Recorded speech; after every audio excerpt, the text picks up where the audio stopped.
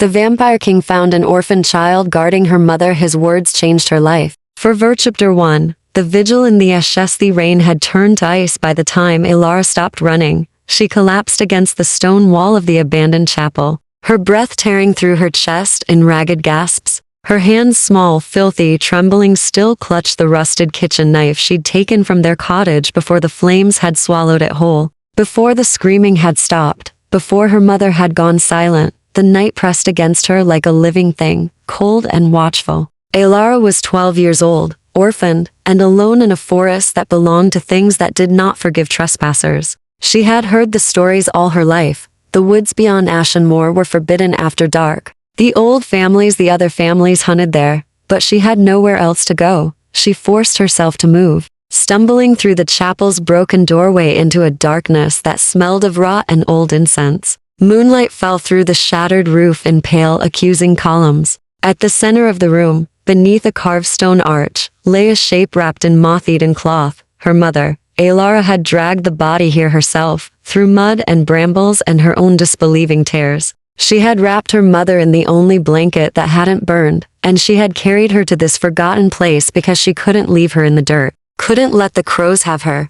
Now, she knelt beside the makeshift shroud, her knife still gripped in one white-knuckled hand, and tried to remember how to pray. The words wouldn't come. Instead, she heard footsteps, slow, deliberate, the sound of boots on wet stone, moving through the chapel door she'd left open behind her. Elara spun, raising the knife with both hands. Her arms shook so badly the blade caught the moonlight in jagged flashes. A man stood in the doorway. No, not a man. She knew it instantly, the way prey knows a predator. He was too still, too perfect to wrong. Tall and lean, dressed in black that seemed to drink the shadows, he watched her with eyes that gleamed faintly in the dark silver, pale and ancient. His face was beautiful in the way that frozen rivers were beautiful, sharp, cold, and utterly without mercy. "Leave," Elara whispered. Her voice cracked. "This is my mother. You can't have her." The vampire tilted his head, studying her with an expression she couldn't read. When he spoke, his voice was low and smooth, like velvet dragged over glass. "I am not here for the dead, child." "Then go. You are trespassing." He stepped forward, and the air seemed to thicken around him. "These woods are held under covenant by House Draven. Mortals who wander here after nightfall forfeit their lives." Elara's throat closed. She had heard the name, Draven whispered in the village square, always with fear, always with averted eyes. The oldest house, the cruelest, the ones who'd ruled the Shadowlands for 1,000 years. "I didn't know," she managed. "I'll leave. I need to bury her first." The vampire stopped 3 paces away. His gaze drifted to the shrouded form on the floor, then back to Elara's face. For a long moment, he said nothing.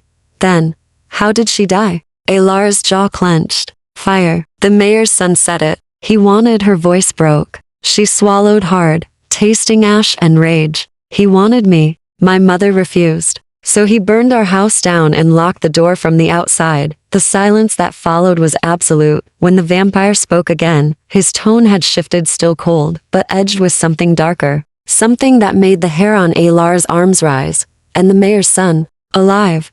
The word was bitter on her tongue. "Safe in his father's house. No one will touch him. No one ever does." The vampire's pale eyes narrowed. "You came here to bury your mother in a place where wolves and worse things prowl, armed with a blade you can barely lift, knowing you would likely die before dawn." He paused. "Why?"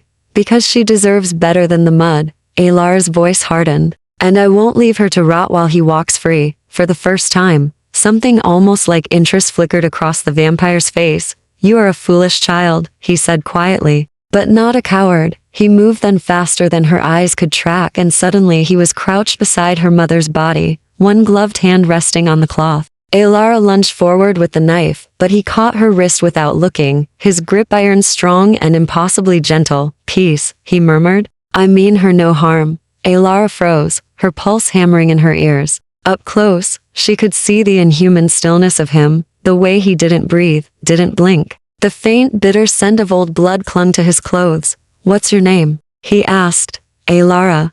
It came out strangled. "Elara Thorn. Elara Thorn." He released her wrist and stood, his expression unreadable. "I am Lord Caden Draven, 5th son of the Nightborn court and keeper of these lands." By law, your life is forfeit for trespassing. By custom, I should drain you where you kneel, and leave your bones for the crows. Alara lifted her chin, tears streaming down her face. Then do it. Caden studied her for a long silent moment. Then he turned and walked toward the door. Bury her, he said, without looking back. At dawn, you will come to Thornhaven Manor. If you survive the walk, I will hear your petition. Petition? Alara's voice was hoarse. For what? He paused in the doorway, his silhouette framed by moonlight and mist. Justice, he said softly. If you are brave enough to claim it. And then he was gone, swallowed by the night, as if he'd never been there at all. Alara knelt alone in the ruined chapel, her mother's body cold beside her, and felt something crack open in her chest, something raw and desperate and utterly reckless. She would go to Thornhaven, she would face the monster in his lair, and she would make him keep his word.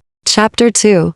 The walk to Thornhaven down came slowly, bleeding pale gold through the trees. Alara had not slept. She had spent the night digging into the frozen earth behind the chapel with her bare hands and a broken piece of stone, until her fingers bled and her arms trembled with exhaustion. The grave was shallow to shallow, but it was the best she could do alone. She had wrapped her mother tighter in the blanket, whispered words she barely remembered from childhood prayers, and covered her with dirt and stones to keep the animals away. Then she had turned toward the forest and started walking. Thornhaven Manor lay 3 miles north, deep in the part of the woods where even daylight felt thin and uncertain. Alara had never been there, no sane mortal had, but everyone in Ashenmoor knew the way. You followed the old stone markers carved with symbols that hurt to look at too long. You walked until the trees grew black and twisted, until the air tasted like copper and ash. You walked until you felt the weight of ancient eyes watching from the shadows. Alara's boots squelched through mud and rotting leaves.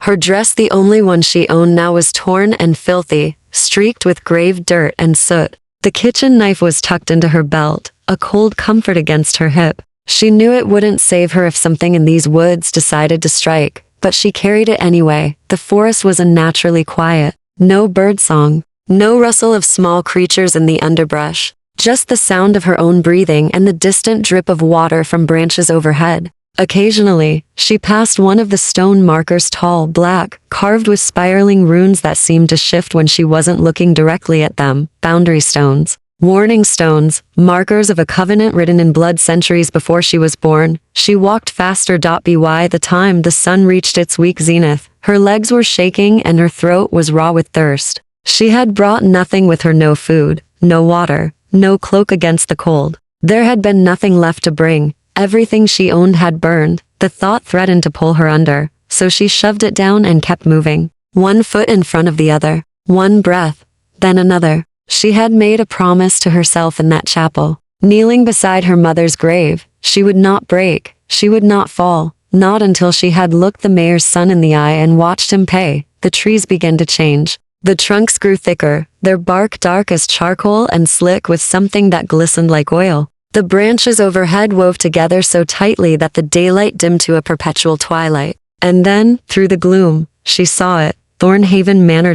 It rose from the forest floor like a monument to old, patient cruelty. Built from black stone that seemed to absorb light rather than reflect it, the manor sprawled across the clearing in a tangle of towers and courtyards and ivy-choked walls. Gargoyles crouched on the parapets, their stone faces worn smooth by centuries of rain. Every window was shuttered, every door was closed. The place looked abandoned, but Alara could feel the life inside it, cold and waiting and aware. She forced herself to cross the clearing, her heart hammering against her ribs. The main doors were 20 feet tall, carved with images of wolves and serpents and things she didn't have names for. An iron knocker shaped like a raven's skull hung at the center. Alara reached for it with a trembling hand. Before she could touch it, the door swung open. A woman stood in the entrance, tall and severe, with silver hair bound in an intricate braid, and eyes the color of storm clouds. She wore black silk that whispered when she moved, and her skin had the same pale, flawless quality as Lord Draven's vampire.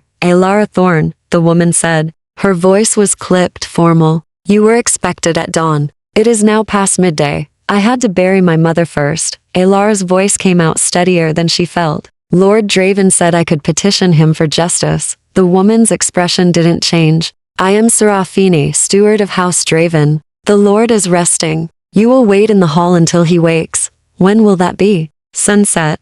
Serafini stepped aside, gesturing into the darkness beyond the door. Enter. Do not wander. Do not touch anything. Do not speak unless spoken to. The manor does not suffer fools, and neither do I. Ilara swallowed hard and stepped across the threshold. The interior of Thornhaven was vast and oppressively silent. The entrance hall stretched upward into shadows too deep to penetrate, supported by columns carved to resemble petrified trees. Candles burned in iron sconces along the walls, their flames unnaturally still. The air smelled of old stone and beeswax and something faintly sweet that made Ilara's stomach turn. Blood, dried and ancient, but unmistakable. Serafini led her through a series of corridors lined with portraits, men and women in archaic clothing, their painted eyes following Ilara as she passed. Some of the faces were beautiful, some were monstrous. All of them were dead or undead. They stopped in a small side chamber, furnished with a single chair, a table, and a hearth where a fire had been laid, but not lit. Serafini gestured to the chair. Sit. I will bring you water and bread. You will eat, rest, and prepare yourself. When the Lord wakes, you will be summoned. What happens then? Ilara asked, Serafini's pale eyes fixed on her with something that might have been pity or contempt. It was hard to tell. That depends entirely on you, child. Lord Draven does not grant audiences lightly. If your petition is worthy, he may hear it. If it is not, she paused. Then you will have walked a very long way for nothing. And if he decides I'm trespassing after all, then you will not leave this house alive. Serafini's tone was matter of fact. But you knew that when you came. She swept from the room, leaving Ilara alone with the unlit fire and the weight of her own reckless choice. Ilara sank into the chair, her body screaming with exhaustion. Her hands were still caked with dirt from her mother's grave. Her heart was still burning with rage toward the boy who had murdered her, and somewhere in this house of shadows and ancient law, a vampire lord slept in his coffin or whatever place the undead kept waiting to decide if her grief was worth his time. She closed her eyes and whispered a prayer to gods she wasn't sure existed anymore.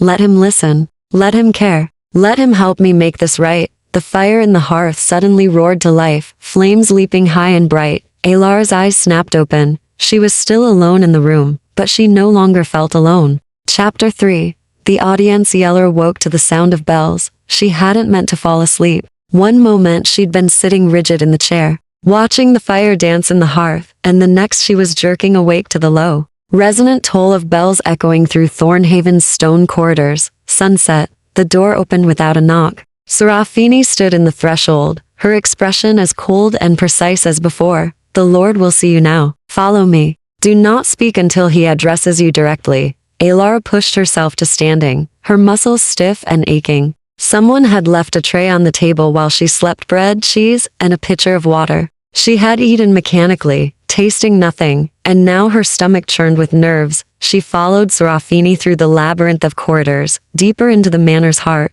The walls here were older, the stone veined with something that glittered like quartz in the candlelight. They passed rooms filled with books that looked ready to crumble, weapons mounted on walls, and mirrors that reflected nothing but darkness. Finally, Serafini stopped before a set of double doors carved with the image of a great tree whose roots and branches formed an endless knot. He is inside, she said quietly. Remember, speak truth, show respect, and do not waste his time. Lord Draven has little patience for mortal theatrics. What should I call him? My lord will suffice. Serafini's eyes softened fractionally. And girl, whatever you do, do not lie. He will know. She pushed open the doors and gestured Ilara forward. The room beyond was a study, vast and circular, lined floor to ceiling with shelves that groaned under the weight of leather-bound volumes. A fire burned in a marble hearth, casting warm light across Persian rugs and furniture that looked centuries old. Maps covered one wall, marked with territories and symbols Ilara couldn't decipher. And at the room's center, standing before a massive oak desk, was Lord Caden Draven. He looked different than he had in the chapel. Less like a nightmare, more like a man, though the inhuman grace was still there, the predatory stillness. He had changed his clothes. Now he wore a dark coat over a white shirt, open at the collar, his black hair tied back loosely. In the firelight, his pale eyes held flecks of amber. He was reading a letter when she entered. He didn't look up. Ilara Thorn, he said, his voice quiet and measured. You survived the walk. That speaks to either courage or desperation. Both, my lord, Alara said. Now he looked up. His gaze pinned her in place, sharp and assessing. Serafini tells me you refused food until you were certain I would honor my word. A faint smile touched his mouth, brief, humorless. Most mortals who come here beg for mercy before they've crossed the threshold. You came armed and grieving, and prepared to die if necessary. Why? Because mercy is a luxury I can't afford. Alara's hands clenched at her sides. And because the law won't touch the mayor's son. He murdered my mother. He'll do it again to someone else, unless someone stops him. The mortal law, Caden corrected. Which is not my concern, but your law is. Alara took a step forward, ignoring Serafini's sharp intake of breath behind her. You said these woods are held under covenant by House Draven. That means anyone who enters them falls under your jurisdiction, doesn't it? Caden set down the letter, his expression unreadable. Clever. Go on. The mayor's son crossed into your territory last week. I saw him. He was hunting deer near the boundary stones with his friends. They were drunk and laughing about it, about how the old laws don't matter anymore. How vampires are too afraid of mortal militia to enforce them. The temperature in the room dropped. Keaton's eyes went cold and flat, like winter ice over deep water. When he spoke, his voice was dangerously soft. They said that, did they? Yes, my lord. And you think this gives me cause to involve myself in mortal affairs? To punish a boy for arson and murder simply because he trespassed while drunk? Alara's throat tightened. I think it gives you cause to remind mortals why the covenant still stands. And I think if you don't, she forced herself to meet his gaze. Then they'll keep coming. They'll keep pushing. And eventually, they'll cross a line you can't ignore. Silence stretched between them. Somewhere in the manor, a clock chimed the hour. Caden moved around the desk, slow and deliberate, until he stood directly in front of her.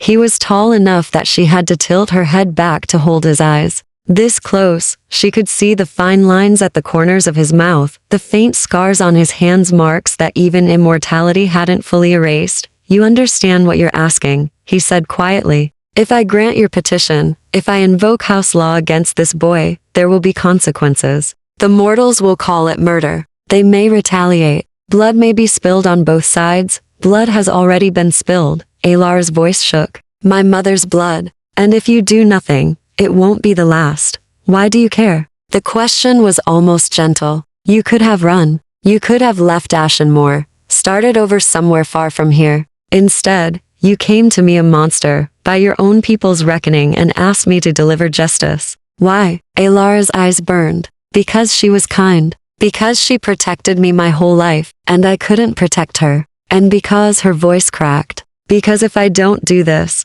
if I don't try, then her death meant nothing. And I can't live with that. Caden studied her for a long moment. Then he reached out and took her chin in his hand, not roughly, but with a strange, careful precision. His fingers were cold against her skin. Look at me, he murmured. She did. His eyes seemed to deepen, to pull at something in her chest. For a terrifying instant, she felt him inside her mind, not reading thoughts, but weighing her, measuring the truth of her words against the beat of her heart. Then he released her and stepped back. You are not lying, he said. And you are not suicidal, merely desperate. That is rare. He turned away, moving to the window where moonlight spilled through the shutters and silver bars. Very well, Alara Thorne. I will grant your petition. The mayor's son will answer for his crimes under house law. Relief and terror flooded through her in equal measure. Thank you, my lord. Do not thank me yet. Keaton's reflection in the dark glass was pale and sharp. House law demands a price. If I act on your behalf, you become responsible for the consequences. If mortals come for my house seeking vengeance, you will stand with us. If blood is spilled, it will mark your hands as well as mine. Alar's breath caught. I understand.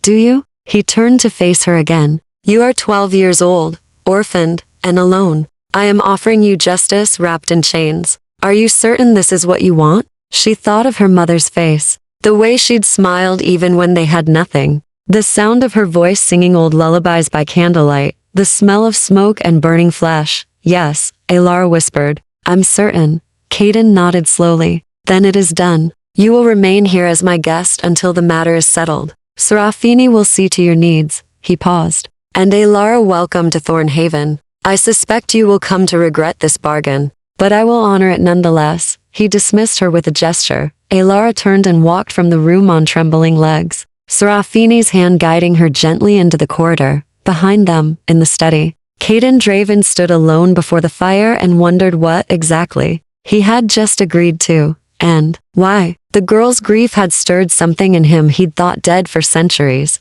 Chapter 4. Threads of Understand. Angela's room was in the east wing, in a tower that caught the morning sun, not that she would see it. Serafini had explained, with clinical efficiency, that mortal guests of Thornhaven kept to the Lord's schedule. She would sleep during the day, wake at sunset, and confine herself to approved areas of the manor. The alternative was to risk stumbling into chambers where ancient vampires slept, and waking them was inadvisable. How long will I be here? Ilara had asked. Until the matter is resolved, Serafini had replied. Days, perhaps weeks. Lord Draven does not act hastily, especially where mortal politics are concerned. That had been 3 nights ago. Now Ilara sat in the manor's library, a room Serafini had deemed safe, with a book open in her lap that she wasn't reading. The words blurred together, meaningless. Her mind kept circling back to the same questions. What was Caden planning? Would he simply kill the mayor's son? Or was House Law more complex than that? And why hadn't she seen him since their first meeting? The fire crackled in the hearth. Outside the tall windows, night pressed against the glass like a living thing. You're holding that book upside down, Ilara, startled, nearly dropping it. She looked up to find Caden standing in the doorway. One shoulder leaned against the frame. He wore simpler clothes tonight, dark trousers and a loose shirt, no coat. His hair was unbound, falling past his shoulders in waves that caught the firelight. He looked younger this way, almost human. I didn't hear you, Ilara said, her heart still racing. I know. He moved into the room with that unnatural grace, silent as shadow. Serafini tells me you've barely eaten, and that you spend your nights in here rather than sleeping. I'm not tired. You're mortal. You're always tired. He pulled a chair closer to hers and sat, studying her with those unsettling pale eyes. What's wrong? Nothing. I'm just waiting. For what? Justice? His mouth curved slightly. That, I'm afraid, requires patience. I've sent word to the mayor. He will come to Thornhaven in 2 nights to answer for his son's crimes. Until then, there is little to do but wait. Ilara's hands tightened on the book. Will he come? Or will he send militia instead? He'll come. Keaton's voice was certain. The mayor is pragmatic. He knows that defying a direct summons from House Draven would mean war, and Ashenmore cannot win a war against vampires. No mortal settlement can. But you've been quiet for so long. People have forgotten to fear you. Then this will be an educational experience for everyone involved. He reached over and took the book from her hands, closing it gently. Enough brooding. If you won't sleep, at least eat something. You're too thin as it is. I'm fine. You're not. His tone was matter of fact. You've lost your home, your mother, and any semblance of the life you knew. You're living in a house full of predators, waiting for a confrontation that may end in more bloodshed. Fine is the last thing you are. The bluntness of it stole her breath. For a moment, she couldn't speak.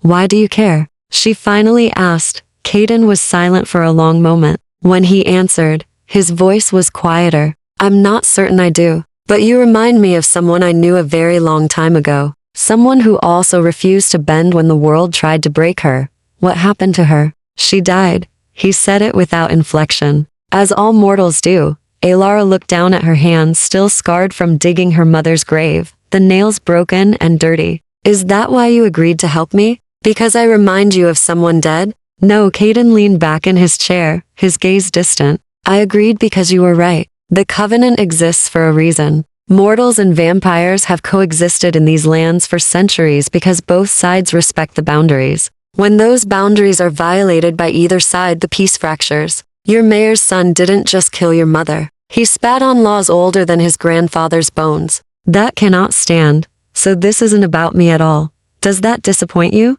No, Ilara said honestly. It makes more sense. You're not what I expected. What did you expect? A monster. She met his eyes. Someone cruel and cold, who would laugh at mortal suffering. I am cruel and cold, Caden said mildly. And I have laughed at mortal suffering on more occasions than I can count. But I am also old enough to understand that chaos serves no one. Justice, even harsh justice, maintains order. Cruelty for its own sake merely breeds more cruelty. That sounds like something a king would say. I was a king once. A very long time ago. He stood abruptly, as if regretting the admission. Come, if you won't sleep, I'll show you something. Alara hesitated, then rose and followed him from the library. They moved through corridors she hadn't seen before, descending a spiral staircase that seemed to go down forever. The air grew colder. The candles burned blue. Finally, they emerged into a chamber deep beneath the manor. It was a garden, impossible and beautiful. Moonflowers bloomed along the walls, their petals glowing with faint luminescence. A fountain burbled in the center, its water black as ink but clear as glass. Trees grew from the stone floor, their branches hung with silver fruit that chimed softly in an unfelt breeze. How Alara breathed. Magic, Caden said simply. Old magic, bound into the foundations of this house. Sunlight cannot reach here, so night-blooming things flourish. He plucked one of the moonflowers and offered it to her. My sister planted this garden 400 years ago. She said even vampires need beauty. Alara took the flower carefully. Its petals were cool and soft as silk. Where is she now? Dead, truly dead. His voice was distant. Killed by mortal hunters who didn't care about covenants or boundaries. They burned her while she slept and scattered her ashes in running water so she couldn't rise again. I'm sorry, don't be. It was centuries ago, but something in his expression said the wound was still fresh. I tell you this so you understand. I know what it is to lose someone to senseless violence. I know what it is to want vengeance so badly you can taste it. And I know that vengeance, when you finally claim it, rarely feels the way you expect. Alara turned the flower in her hands. Are you saying I shouldn't want justice? I'm saying justice and vengeance are not the same thing. And you should decide which one you truly seek before it's too late to choose differently. What would you choose? Caden looked at her, and for the first time, she saw something raw in his eyes, grief and rage and a loneliness so vast it made her chest ache. I would burn the world, he said quietly. And I have, many times. It has never once brought them back. He turned and walked toward the fountain, leaving her standing among the glowing flowers, with her heart in her throat. After a moment, she followed. They sat on the fountain's edge in silence, listening to the water and the distant chime of silver fruit. And slowly, tentatively, Alara began to speak about her mother, about their small life in Ashenmoor, about the kindness that had defined every day until the fire. Caden listened without interruption, his pale eyes fixed on the black water, and when she finally fell silent, he said, she would be proud of you. How do you know? Because you survived. And because you're here. He glanced at her. That takes a kind of strength most mortals never find. Alara didn't know what to say to that. So she simply sat beside him in the impossible garden, holding a flower that glowed like captured moonlight, and let herself believe just for a moment that maybe she wasn't entirely alone. Chapter 5. The Summons answered thee. Mayor arrived at sunset with an escort of 12 armed men. Alara watched from a window in the upper gallery as the procession crossed the clearing toward Thornhaven's gates. The mayor rode at the front, a thick-set man with a beard gone gray and eyes that darted nervously toward the shadowed windows. Behind him came his son, younger and softer, his face pale with fear beneath his expensive hat. Behind them, the militia carried crossbows and iron-tipped bolts. They brought weapons to a parley, Alara said quietly. Serafini stood beside her, arms crossed, her expression carved from ice. Of course they did. Mortals always feel braver with steel in their hands. It will not save them if they are foolish enough to use it.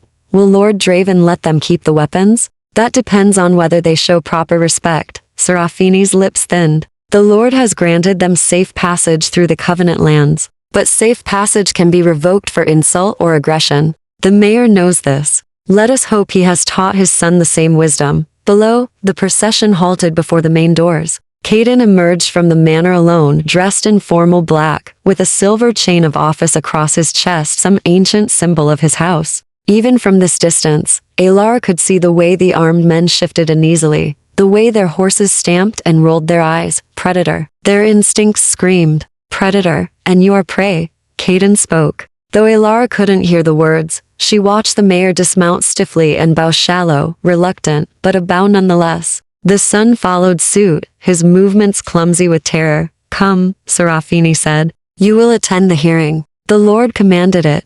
Alara's stomach twisted. Why?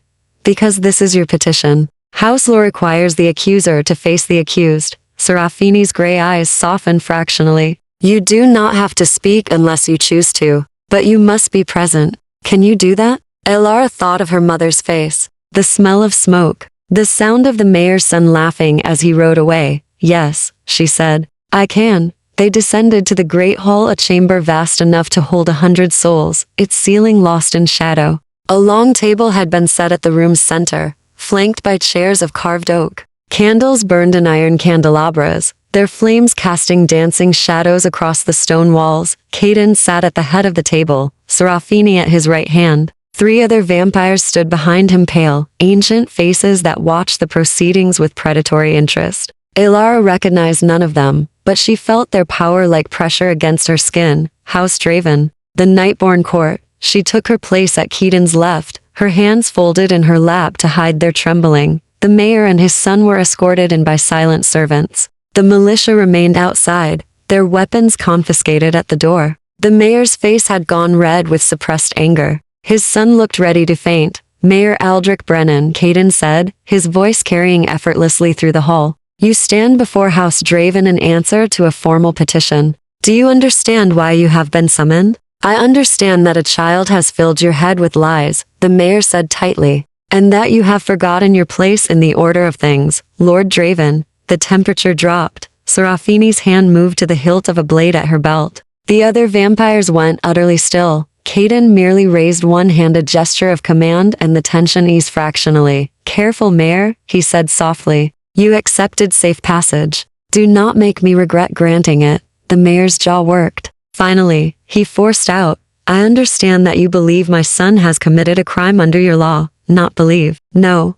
Caden gestured to Elara. This is Elara Thorne, daughter of Marin Thorne, resident of Ashenmoor. 3 weeks ago, your son set fire to her home with her mother trapped inside. He did this because Marin Thorne refused his advances toward her daughter. Is this incorrect? It's a lie. The son burst out. I wouldn't. Silence. Keaton's voice cracked like a whip. The boy's mouth snapped shut, his whole body trembling. You will speak when I permit it. Not before. The mayor put a hand on his son's shoulder, his expression desperate. Lord Draven, I beg you to consider the source. The girl is grief-stricken, alone, and desperate to blame someone for her tragedy. But there was an investigation. The fire was ruled an accident, a candle left burning, perhaps, or a spark from the hearth, an accident that occurred hours after your son was seen arguing with Marin Thorne in the village square. Keaton's eyes were cold as winter stars. An accident where the door was found barred from the outside. An accident that killed a woman but left no other structures damaged.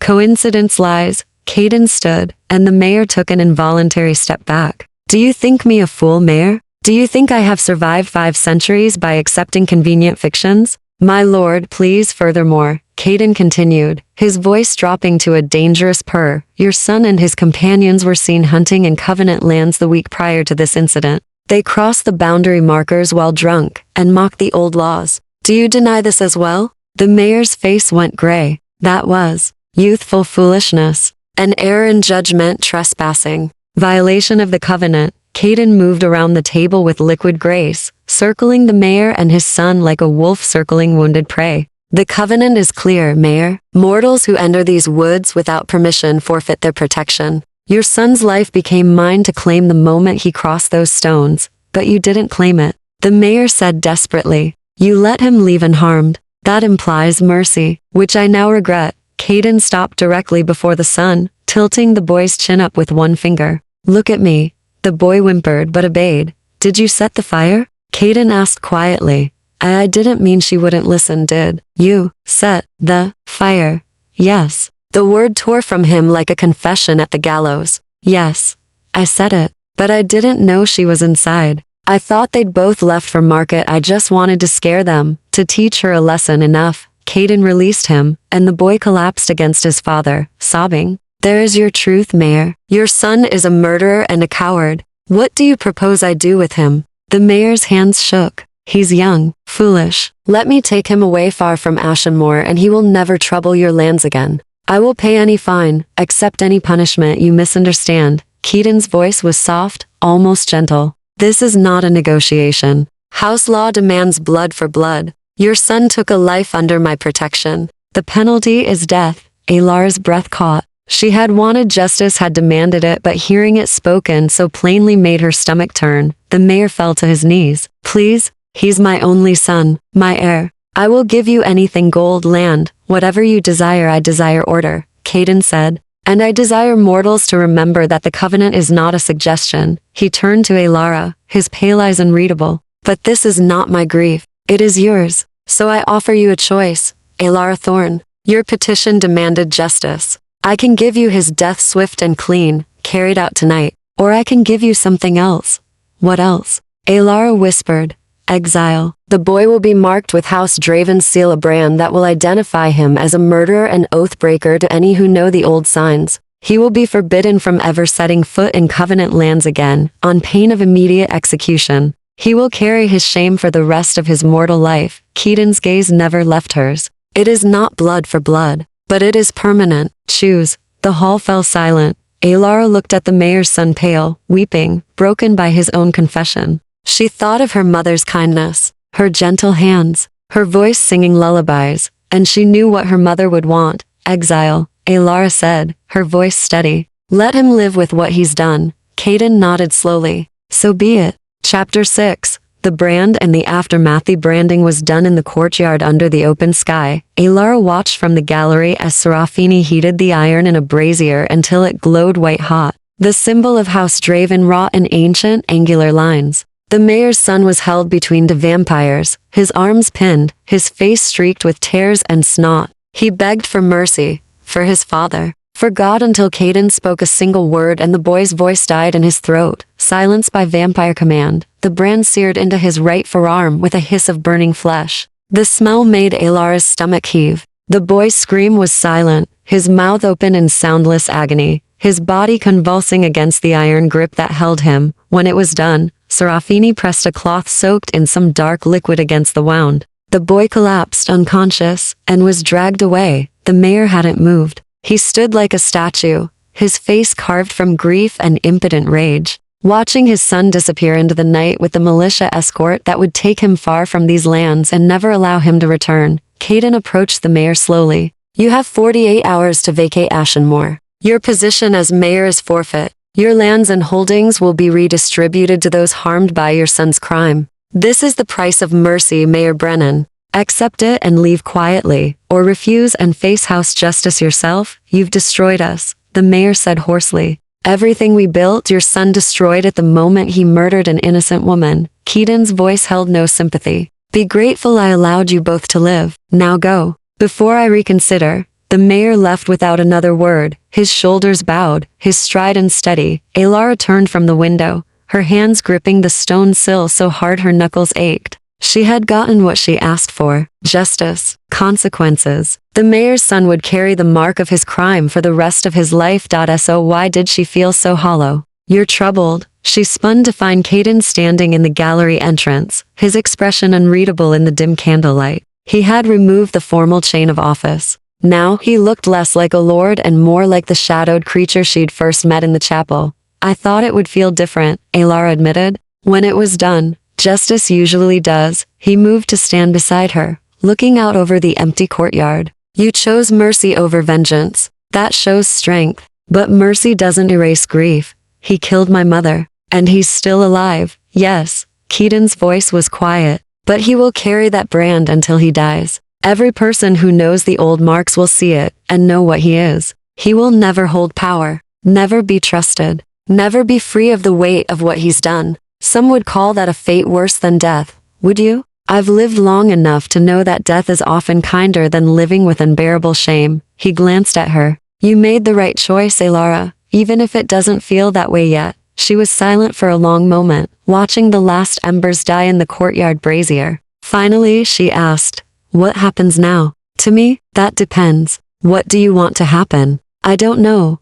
The admission came out raw. I have no home, no family, no life to return to. You could leave, Caden said. Serafini can arrange transport to another settlement somewhere far from Ashenmoor, where you could start fresh. We would provide coin enough to establish yourself comfortably. Or you could stay. He said it carefully, as if testing the weight of the words. Thornhaven has use for mortals with sharp minds and steady nerves. Serafini manages the household, but she needs assistance, particularly those who can navigate the mortal world on the house's behalf. You would be trained, paid, and protected. Alara turned to face him fully. Why would you offer that? Because you impressed me. His pale eyes held hers. Most mortals who come here either cower or scheme. You did neither. You stood your ground, spoke truth, and chose the harder path when an easier one was offered. Those qualities are rare and valuable. You barely know me. I know enough. Keaton's mouth curved slightly. And I suspect your mother taught you skills beyond simple survival.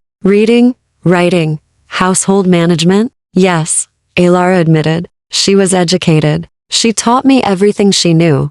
Then you already have more than most mortals can offer. The question is whether you're willing to offer it to a house of vampires. He paused. I won't lie to you, Alara. This life is not safe. You would live among predators. You would see things that would unsettle most mortals. And you would be bound by rules you don't yet understand. But you would also be valued, protected, and you would never be powerless again. The offer hung between them, weighted with possibilities Alara couldn't fully grasp. She thought of Ashen more, the pitying looks, the whispered rumors, the constant reminder of everything she'd lost. She thought of starting over in some strange city where no one knew her name, building a life from nothing, with only gold to sustain her. And she thought of Thornhaven, dark and strange and dangerous, but somehow less frightening than the empty world beyond its walls. If I stay, she said slowly, what would I actually do? Learn, Caden said. For now, you would shadow Serafini, learn the household's rhythms,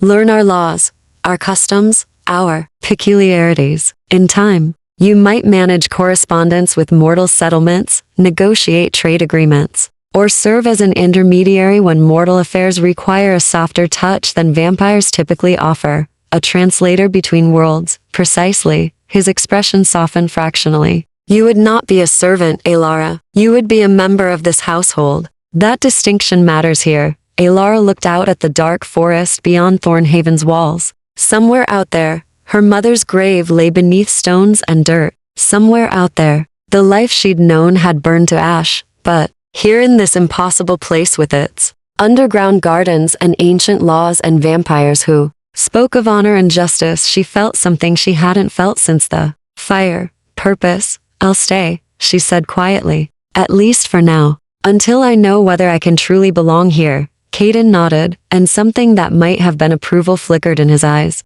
Then welcome to House Draven, Alara Thorn. Serafini will be pleased. She's been managing the household alone for decades. A competent assistant will be a welcome change. What about you? The question slipped out before she could stop it. Will you be pleased? He regarded her for a long moment, his expression inscrutable. I think, he said finally, that you will prove far more interesting than I anticipated. And that is no small thing for someone who has lived as long as I have. He turned to leave, then paused at the threshold. Rest tonight. Tomorrow your training begins. And Alara, his voice dropped, taking on a note of warning. If you stay, you will see the true nature of this house. Not the polite masks we wear for mortal guests, but the reality beneath. It will disturb you, perhaps even frighten you. If you wish to leave at any point, you need only say so. But if you stay, he met her eyes. Then you stay with open eyes and full knowledge. No illusions, no pretty lies.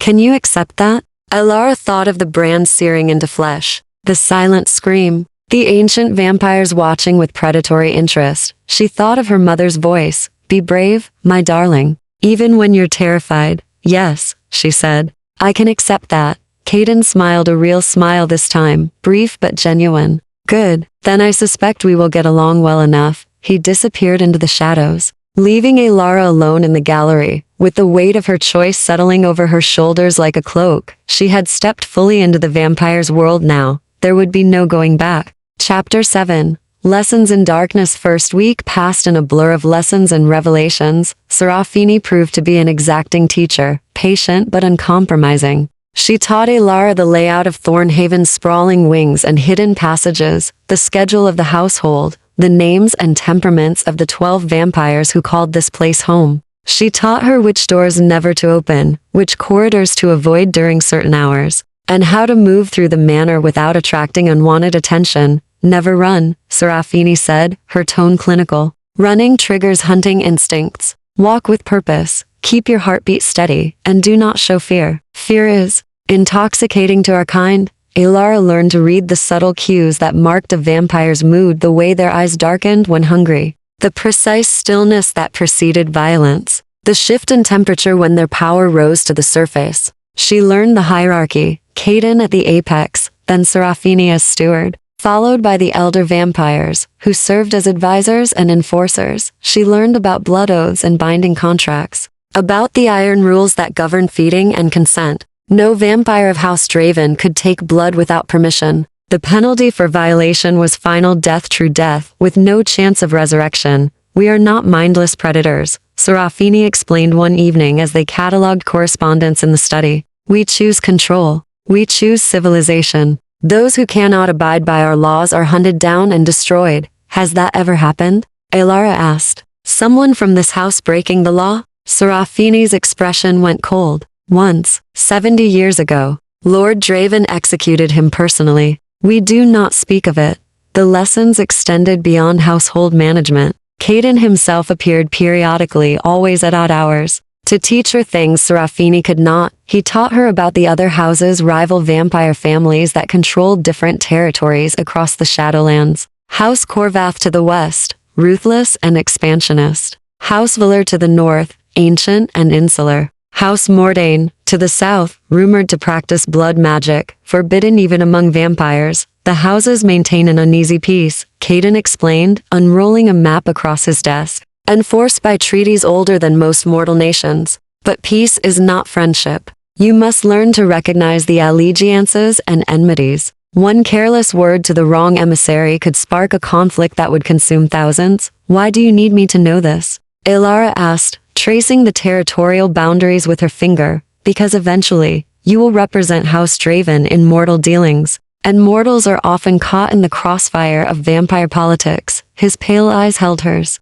I need you to understand the board before you become a piece on it. The words should have frightened her. Instead, they kindled something fierce in her chest, the realization that he was preparing her for something important, that he saw potential in her beyond simple servitude. One night, 10 days after she'd chosen to stay, Caden summoned her to the underground garden. She found him standing beside the fountain, staring into its black waters. He wore no coat, just a simple shirt and trousers, his hair loose around his shoulders. In the glow of the moonflowers, he looked almost mortal, beautiful and melancholy and unbearably alone. You wanted to see me, my lord? Alara said quietly. Caden. He didn't look up. When we're alone, you may call me Caden. The formality grows tiresome. Caden, she repeated, testing the name on her tongue. It felt strangely intimate.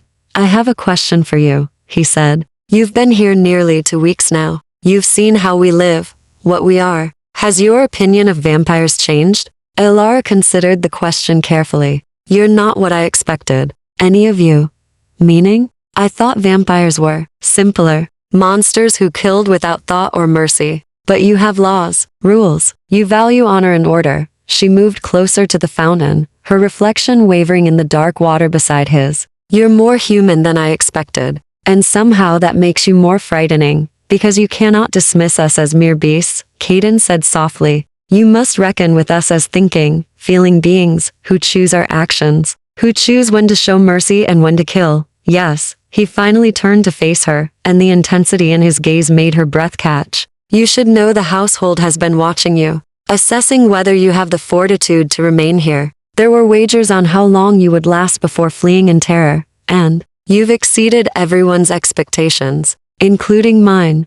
A faint smile touched his mouth. Serafini says you're a quick study, that you ask intelligent questions and show no signs of hysteria, despite witnessing things that would break most mortals. Should I be flattered or concerned? Both perhaps. He stepped closer, and Alara had to tilt her head back to maintain eye contact. But I didn't summon you here to praise your competence. I summoned you because tomorrow night, House Corvath's emissary arrives. It's a routine diplomatic visit, but Lord Theron Corvath is difficult, arrogant. He views mortals as cattle, and makes no effort to hide his contempt. Alara's stomach tightened. Why are you telling me this? Because you'll be present at the dinner. Serving, listening, observing. Keaton's expression turned serious. Theron will likely say things designed to provoke you, to test House Draven's control over its mortal servants. You must not react. No matter what he says, no matter how he speaks to you, you will remain calm and courteous. Can you do that? What if she hesitated?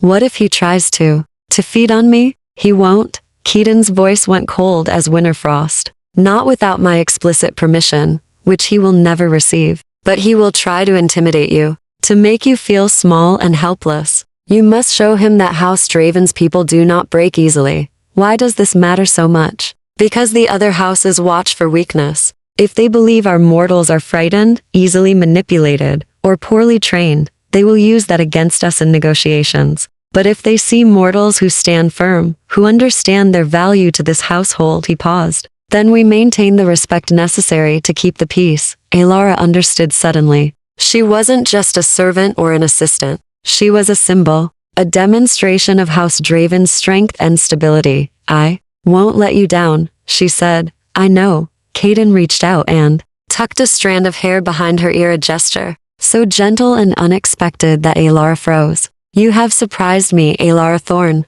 in the best possible way. I chose to help you because the Covenant demanded it, but I asked you to stay because I saw something in you that first night in the chapel. Fire wrapped in grief, strength that hadn't yet learned its own name. His fingers lingered against her cheek for a heartbeat longer. Cool as marble and impossibly careful, then he stepped back, the moment breaking. Get some rest, he said, his tone businesslike once more. Tomorrow will test you in ways you haven't experienced yet. And Alara, his pale eyes held hers. Remember that you belong here now. You are under my protection. No one will harm you while you stand within these walls. Not even another vampire lord. The promise settled over her like armor. Alara bowed her head respectfully. Thank you, my lord. Kaden, he corrected gently. Kaden, she whispered. She left him standing alone in the moonlit garden, the silver fruit chiming softly overhead, and tried to ignore the way her heart raced, not with fear, but with something far more dangerous. She was beginning to trust him.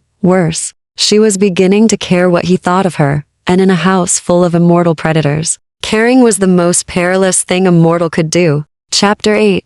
The emissaries Gamelord, Theron Corvath, arrived an hour before midnight. Announced by the howl of wind that preceded his carriage, Alara stood in the entrance hall with Serafini and 3 other vampires of House Draven, watching as the doors swung open to admit their guest. The cold that poured in with him felt wrong, not natural winter chill, but something that carried the scent of old graves and frozen blood. Theron stepped across the threshold like a king entering conquered territory. He was tall and powerfully built, with hair like spilled ink, and eyes that burned red gold in the candlelight. His beauty was harsh and predatory, nothing like Keaton's cold elegance. He wore crimson and black, and silver rings glinted on every finger. 2 vampires flanked him, pale, silent, their expressions blank as masks. Serafini, Theron said, his voice a deep purr. Still playing steward to Draven's little kingdom, I see. Have you no ambitions of your own? My ambitions are fulfilled, Lord Corvath. Serafini's tone was ice.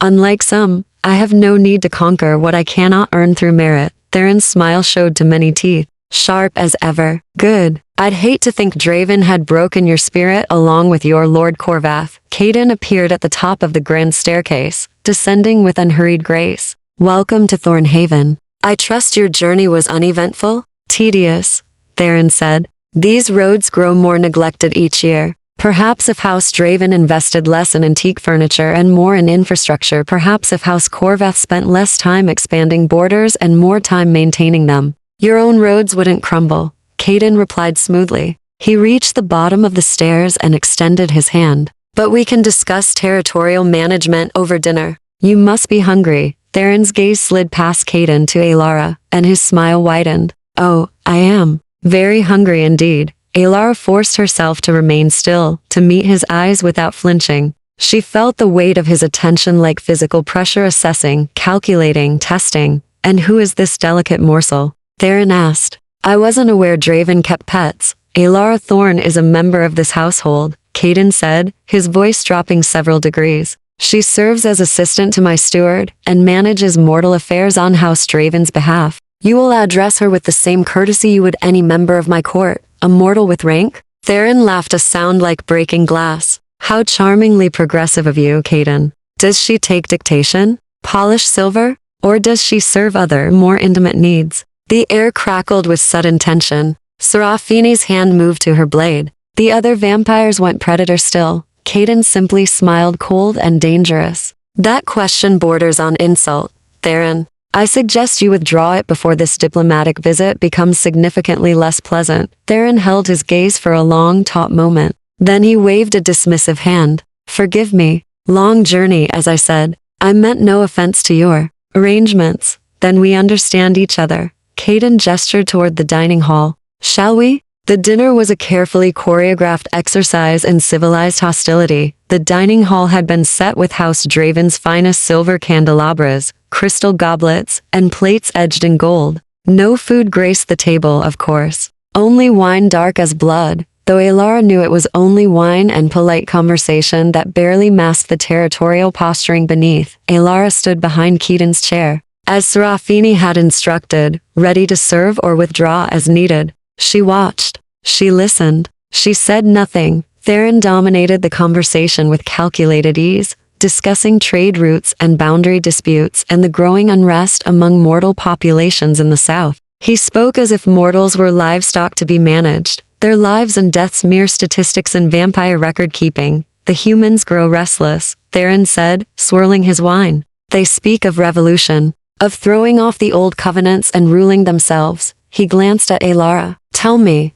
little mortal, do your kind truly believe they could survive without vampire protection? It was a trap. Elara could feel it. Keaton's hand rested on the arm of his chair, fingers tapping once a signal. Answer carefully. I cannot speak for all mortals, my lord, Elara said, keeping her voice steady. But I know that the covenants have kept these lands stable for centuries. Revolution often brings chaos, and chaos serves no one mortal or vampire. Theron's eyebrows rose. Diplomatic and pretty. You've trained her well, Caden. I've given her knowledge and trusted her intelligence, Caden replied. The rest is her own. How rare. Most mortals I've encountered are barely capable of coherent thought. Theron leaned back, his red gold eyes never leaving Elara. Tell me, child, are you afraid of me? Another trap. If she said yes, she showed weakness. If she said no, she showed either stupidity or arrogance. I respect your power, Lord Corvath, Elara said carefully, as I would respect any predator. But fear and respect are not the same thing. Silence fell across the table. Then Theron laughed genuinely this time, surprised. Oh, she's clever. I see why you keep her, Caden. Most mortals grovel or flee. This one stands her ground. He raised his goblet in mock salute. Impressive, indeed, Caden said softly, and Elara heard approval in his tone. The conversation moved on to safer topics: trade agreements, shared borders, minor disputes that required mediation. Elara remained silent and watchful, refilling wine when necessary, learning the rhythms of vampire diplomacy, but she felt Theron's gaze return to her again and again throughout the evening. Assessing, calculating. Finally, as the night deepened toward dawn, Theron rose to take his leave. Thank you for your hospitality, Caden, he said, clasping forearms in the formal vampire greeting. Though I must say, I'm surprised you've grown so sentimental about mortals. The Caden Draven I knew 2 centuries ago would have drained that pretty little assistant of yours without a second thought. People change, Caden said mildly. Even immortals, or perhaps they grow weak. Theron's smile was sharp. Be careful, old friend. Attachment to mortals is a dangerous indulgence. They die so easily, and when they do, the grief can make even ancient vampires do foolish things. He swept from the hall with his silent entourage, leaving a chill in his wake. The moment the doors closed behind him, the tension in the room eased fractionally. Well done, Serafini said to Elara. You handled that admirably. He was testing me, Elara said, her hands finally starting to shake now that it was over. Trying to provoke a reaction. Yes, Caden said. He turned to face her, his expression unreadable. And you gave him nothing to use against us. That was precisely what I needed. What did he mean? Elara asked. About attachment being dangerous? Caden was silent for a long moment. Theron believes that caring for mortals is weakness. That we should view you as resources, nothing more. He was reminding me of old tragedies, losses that shaped me into what I am. Your sister, among others. His pale eyes held shadows Elara couldn't read. But he is wrong about one thing. Caring is not weakness. Indifference is. The moment we stop seeing mortals as individuals, as people with worth beyond their blood, that is when we become the monsters your kind fears. He reached out and rested a hand briefly on her shoulder, a gesture of reassurance and gratitude. You should rest, he said quietly. Dawn is near, and you've earned it. But Alara, his hand tightened fractionally. Thank you for standing firm, for representing this house with dignity. You did well. Warmth flooded through her chest, pride and something deeper, more dangerous. Thank you for trusting me, she whispered. Keaton's expression softened. Go, sleep, and remember you are under my protection, always. Alara left the dining hall on trembling legs, her mind spinning with the night's revelations. She had faced down a vampire lord and survived. She had proven herself worthy of Keaton's trust, and somewhere in the dangerous dance of that evening, the line between duty and something more personal had begun to blur. She was no longer just a servant in House Draven. She was becoming something else entirely. Chapter 9. The attack. The warning came 3 nights later, delivered by a terrified mortal messenger who collapsed at Thornhaven's gates. Alara was in the library cataloging correspondence when Serafini burst through the door, her usual composure shattered. Come quickly, she said. House Corvath has moved against us. Alara's blood turned to ice. What? No time to explain. Lord Draven wants you in the war room, now. She followed Serafini through corridors that suddenly thrummed with barely contained violence. Vampires moved through the shadows with predatory purpose, arming themselves with blades that gleamed like starlight. The temperature had dropped. Frost crystallized on the windows. The war room was a chamber Alara had never entered, circular, windowless, dominated by a massive table carved with a map of the territory. Caden stood at its center, dressed in black leather armor that looked ancient and battle-worn. His hair was tied back, his expression colder than she'd ever seen it. 5 other vampires surrounded the table, including Serafini, all armed, all ready for war. Alara, Caden said without looking up from the map. House Corvath has seized 3 mortal villages on our western border. They claim the land was undefended and therefore forfeit under the old accords. It's a lie. We've had patrols there for decades, but they're using legal technicalities to justify an invasion. Why? Alara breathed. Because Theron wants what we have. Keaton's finger traced a line across the map. If he controls these villages, he controls the trade routes between north and south. He becomes the dominant power in this region. His pale eyes finally lifted to hers. And he can only do this because someone from within our house betrayed our patrol schedules to Corvath agents. The room went deathly quiet. A traitor? Alara whispered. We believe so. Someone who gave Corvath the information needed to strike when our defenses were weakest. Keaton's jaw tightened. We're still determining who, but right now, that's secondary. Right now, we need to retake those villages before Theron can fortify his position. What do you need from me? Alara asked. Bravery, Caden said simply. And trust. We're riding out tonight, most of the household, leaving only minimal defenses here. The mortal villagers are terrified. They've seen Corvath vampires executing anyone who resists. They need to see that House Draven hasn't abandoned them, that we fight for our people. I want to come with you. Every vampire in the room turned to stare at her. Absolutely not, Serafini said. It's too dangerous. She comes. Keaton's voice cut through the protest. Not to fight, but to witness. The mortals need to see one of their own standing with us. It will matter. Serafini, you know it will. She could die, Serafini said flatly. She could die staying here if we lose and Corvath sweeps through Thornhaven. Caden moved around the table to stand before Alara. I won't order you to come. This is your choice. But if you ride with us, you stay close to me at all times. You follow every command without question. And if I tell you to run, you run. Understood? Alara's heart hammered against her ribs. Understood.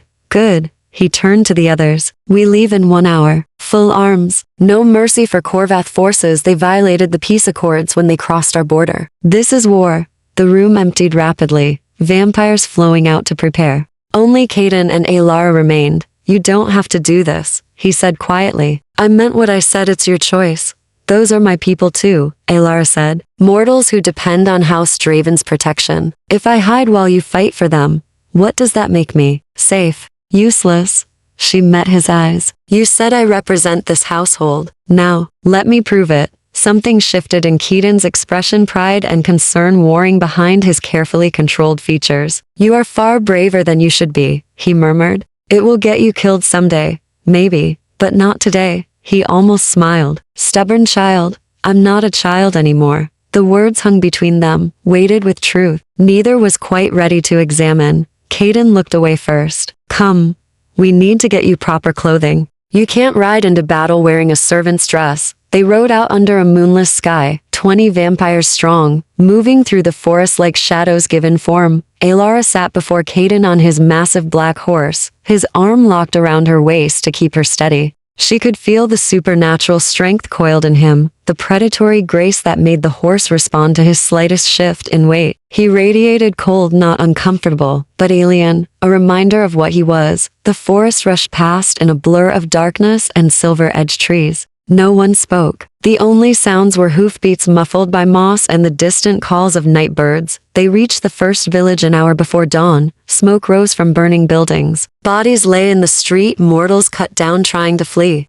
And standing in the village square, surrounded by a dozen Corvith vampires, was Lord Theron himself. He smiled when he saw Keaton approach. "How kind of you to join us," Theron called out. "Though I'm afraid you're too late. These villages have already sworn allegiance to House Corvath. The transition of power is complete, under duress and terror," Keaton said, his voice carrying across the square. "Which invalidates any oath given. You know the law, Theron. Release these people and withdraw, or face the consequences." "Consequences?" Theron laughed. "From you? The pacifist who won't even feed without permission. You've grown soft, Keaton. Everyone knows it. Why else would you keep mortal pets and play at civilized governance? Because civilization is stronger than chaos, and order endures longer than conquest." Keaton's arm tightened around Alara. "But if you require a demonstration of House Draven's strength, I am happy to provide one." The air itself seemed to sharpen. Theron's smile faded. "You would start a war over 3 mortal villages? I would end a war you started by crossing my borders uninvited."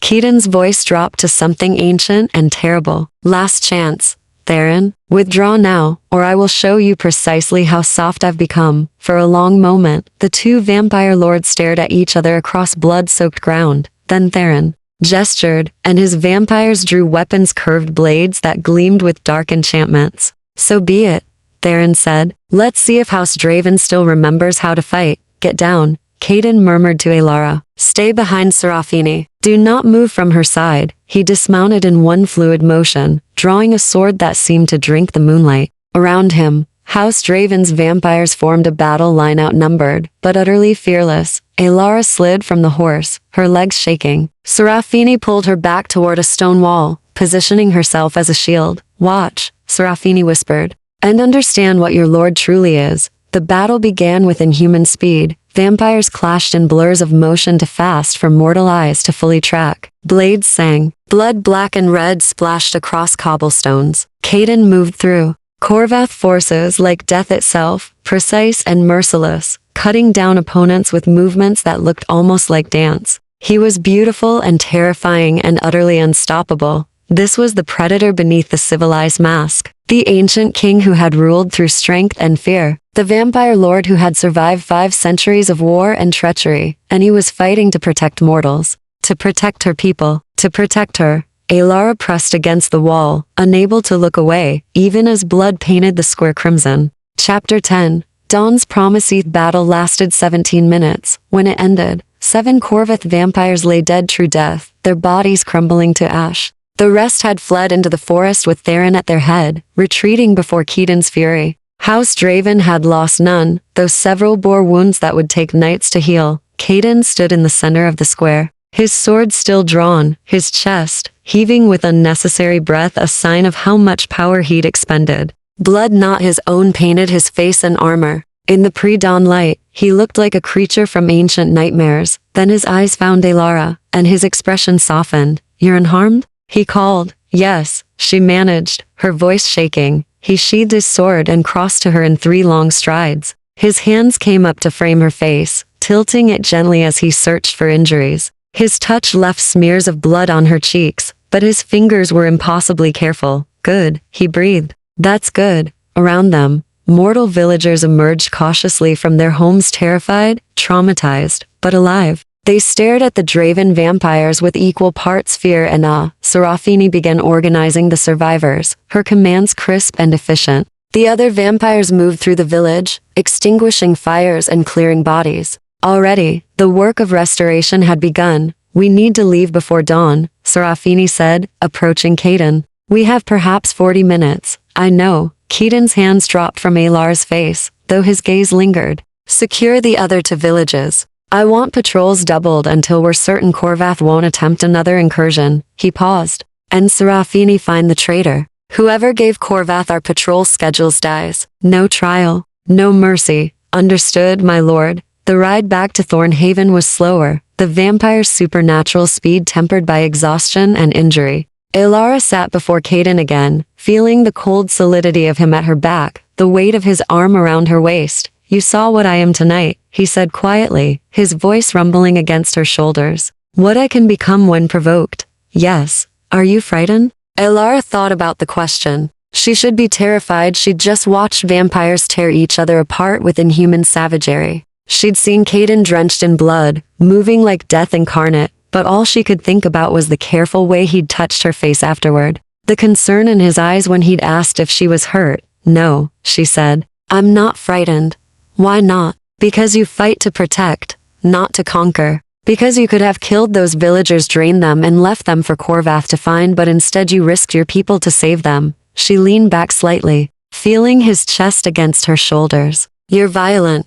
Yes, dangerous, but you're not cruel. There's a difference. Caden was silent for so long she thought he wouldn't respond. Then, you see me more clearly than most do. Even most vampires. Maybe that's because I'm mortal. I understand what it means to choose mercy when violence would be easier. His arm tightened fractionally around her waist, not restricting, but protective, possessive. They reached Thornhaven as the eastern sky began to pale with approaching dawn. Vampires scattered to their resting places, seeking shelter from the coming sun. Serafini took charge of the wounded, organizing care with ruthless efficiency. Caden dismounted and lifted Alara down, his hands spanning her waist. For a moment they stood very close, his pale eyes locked on hers. You should rest, he said quietly. It's been a long night, so should you. Soon, he released her reluctantly. But first, I need to ensure the manor is secure. And I need to think about what comes next.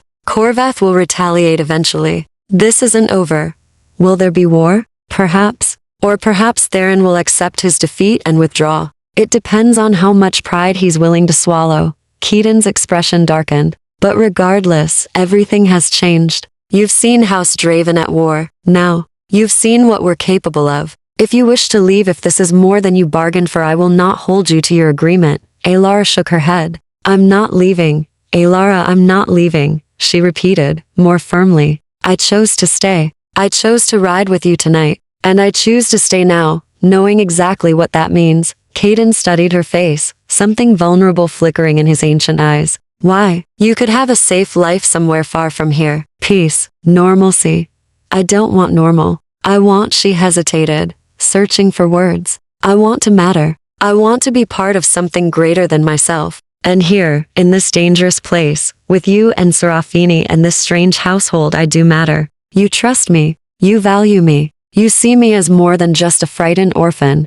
You were never just that, Caden said softly. From the moment you walked into that chapel and refused to leave your mother's side, you were extraordinary. I simply gave you the opportunity to prove it, then let me keep proving it. Alara reached out and took his hand, still cold, still marked with drying blood. I belong here. I know I do. Keaton's fingers closed around hers, his grip careful, despite his strength. You are either the bravest mortal I've ever met, or the most foolish. Both, Alara said, and was rewarded with a genuine smile. Yes, he murmured. Both. The sky brightened steadily, the first rays of sun touching the forest canopy. Caden glanced toward the east, his expression tightening. I must go, he said. Daylight is poison to my kind. But Alara, he lifted her hand to his lips and pressed a kiss to her knuckles, cold and formal and somehow intimate. Thank you. For standing with me tonight. For choosing to stay. You honor House Draven with your courage, and you honor me by trusting me, Alara whispered. He released her hand and stepped back, already retreating toward the manor's shadowed depths.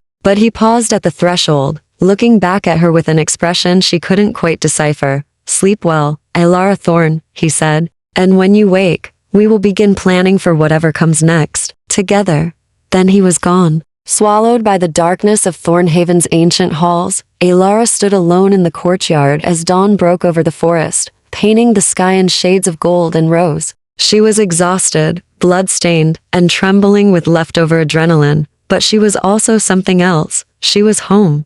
Not the home of her childhood, with its simple walls and gentle mother, but a home nonetheless, one built on trust and purpose and the strange, fierce loyalty that had grown between a mortal girl and an immortal lord. She walked into Thornhaven with her head high, ready to face whatever darkness waited in the nights ahead, because she had chosen this path, and she would walk it to whatever end it brought, together with him, always.